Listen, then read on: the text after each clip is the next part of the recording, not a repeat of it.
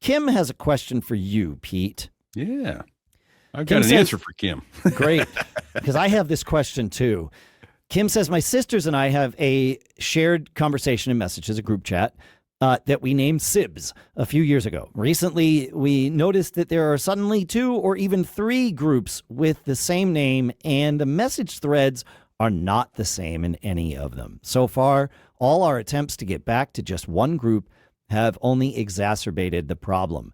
There is evidently no way to merge message threads. We attempted to identify which is which by changing the names, and that also doesn't seem to work. Name changes don't seem to propagate reliably.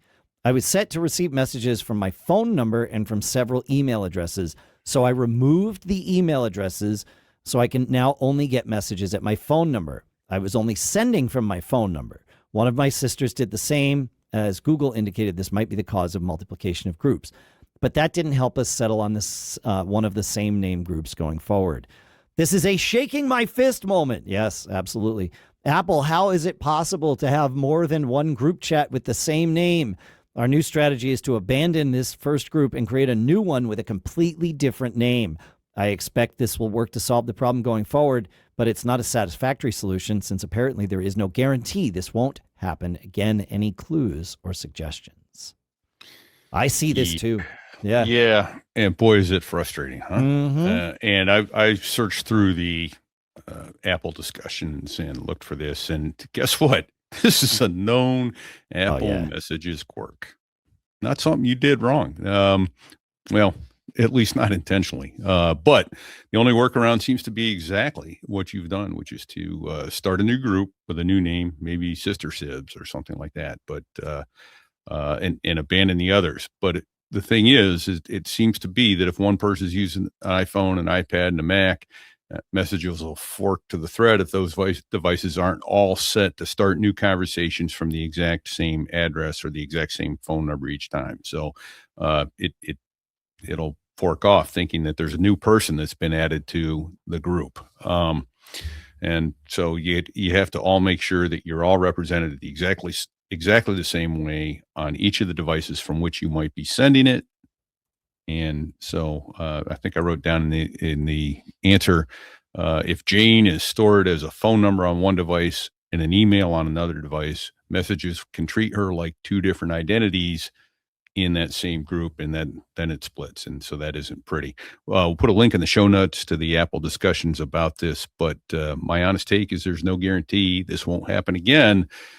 So the way to keep it, if you have multiple send from addresses. So the way to do it is keep one contact in messages and then move on at least for that group. We've been pretty lucky with the one for our family at this point, but I imagine I'm waiting for the split to happen at any time.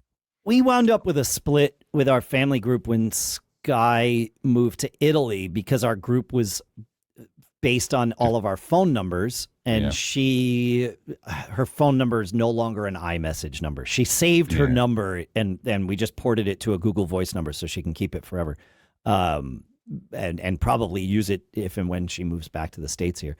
But yeah, we definitely went through it, and you're right. It's all about not which person, but which address is being used as the group, and it's a whole thing. But you said something, Pete, that that really kind of puts it all together. I think basically what you said was this is when your group chat tells you to fork off. I may have said that inadvertently, but Yeah, it was so frustrating, and it would be nice. Look, I'm not a coder. I can see where the nightmares come in, but it would be nice to be able to merge groups, to go, look, these 2 groups are the same people. Put them all together, won't you? And Apple sees a need to keep that separate, and I can kind of see the need to keep it separate. No, I don't think it's an intentional, like we want people to fork off. I think it's a byproduct of the end-to-end encryption that is all done with public keys, and those public keys are based Right. on your right. Like, so I think it's probably based on a decision they made, a decade plus ago about how this was going to work. And it's one of those things. It's like, well, that encryption is the key, so to speak. You're absolutely right. There's no doubt that, because now I'm sure that's it. Yeah. I'm sure that's it. That makes perfect sense why you can't merge. Or why they resist merge. And where this gets really fun, folks, is when you have Android people mixed in with your group chat. I have multiple. That is one place where Apple's devices will merge a group chat without telling you.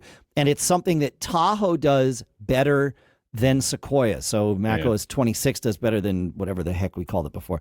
It is because this machine used to be on Sequoia here, and I would get multiple messages. If there was a chatter happening in one of my band groups, I would see multiple threads on this computer, but my iPhone, all my other Macs, which are on 26, wouldn't see. It would intelligently merge them. And now that I'm on Tahoe up here, the same thing happens. So interesting. Yeah. And I had one last fall. I was doing the reunion for my old squadron. Yeah. So I had 35 people in this chat. Yeah. And the weirdest part of it was there were 2 people I could not add to the chat, no matter what. I could chat with them individually all day long, but I could not get them into that group chat. One was an iPhone and one was an Android, and no matter what I did, I could. If as soon as I put them in there, it wouldn't send to anybody. Love it. Okay. Love it.